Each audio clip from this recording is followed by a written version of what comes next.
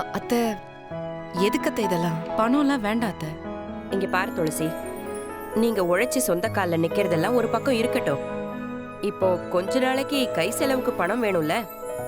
என்ன டேய் வெற்றி, புடிடா. எனக்கெல்லாம் ஒண்ணு வேணாம், சும்மா இருமா நீங்க. ஏய் புடி வெற்றி. எங்களுக்கு எதுக்குமா பணம்? சும்மா இருமா, சொல்லுங்க அவங்க கிட்ட. என்னடா பொண்டாட்டி கண்ணாசச்சாதான் காசை வாங்குவியோ? ஐயோ அத்தை, அப்படிலாம் ஒண்ணும் இல்ல அத்தை. இப்போதைக்கு எங்களோட தேவை என்னவோ அதை நாங்க பூர்த்தி பண்ணிப்போம். இப்போ கொஞ்ச நாளைக்கு தேவையான பொருள்லாம் வாங்கி வச்சிருக்கோம். இதுக்கப்புறம் எங்களோட தேவைக்கு நாங்க சம்பாதிச்சு சேர்த்து வச்சு வாழ பழகிக்கிறோம் அத்தை. முதல்ல எப்படி சிக்கனமா குடும்பம் நடத்தணும்னு தெரியணும்ல. அதுக்காக தானே நாங்க இப்படி தனியா வந்திருக்கோம். ஏன்னா எங்க அப்பாவும் அம்மாவும் அப்படிதான் அவங்க வாழ்க்கைய ஆரம்பிச்சாங்க. நாங்களும் அப்படி வாழணும்னு ஆசைப்படுறோம் அத்தை. இவ்வளவு தூரம் லென்த்தா பேசினதுக்கு அப்புறம் கையில காசை வச்சுட்டு இருக்கிற, உள்ள வைமா, அவங்க சொல்றது கேளுமா.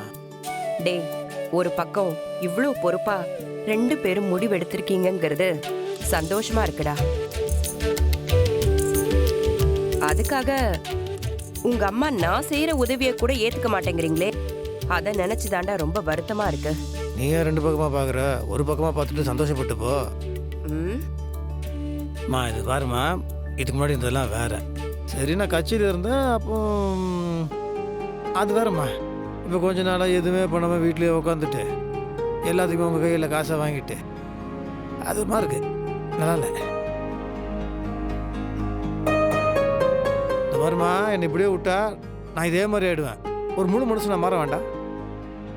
இந்த மாதிரி நான் ஏதாவது செய்யணும், புரியுதா?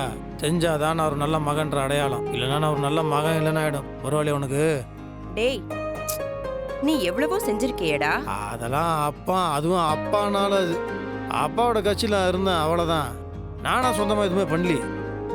இப்போ அவர் பேரே நான் யூஸ் பண்ணாமல் நானாக கஷ்டப்பட்டு உழைச்சி நானாக சம்பாரித்து அந்த காசில் உனக்கு ஏதாவது ஒரு வேளை சாப்பாடு வாங்கிட்டேன்னு வச்சுக்கோயேன், அது எனக்கு சந்தோஷம், உனக்கு பெருமை.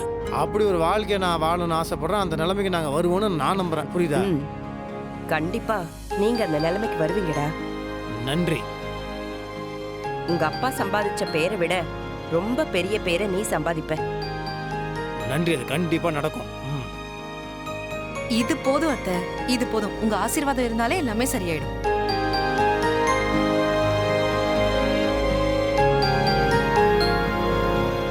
சமந்தி, நான் ஆரம்பத்துல துளசி ராசி இல்லாதவன்னு ரொம்ப அவளை பத்தி தப்பா பேசியிருக்கேன், காயப்படுத்தியிருக்கேன்.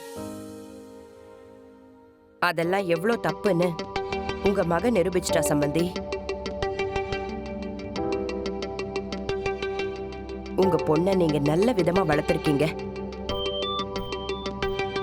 என் மருமக துளசின்னு சொல்றதை விட துளசியோட மாமியார் நான்னு சொல்றதுக்கு தான் எனக்கு ரொம்ப பெருமையா இருக்கு.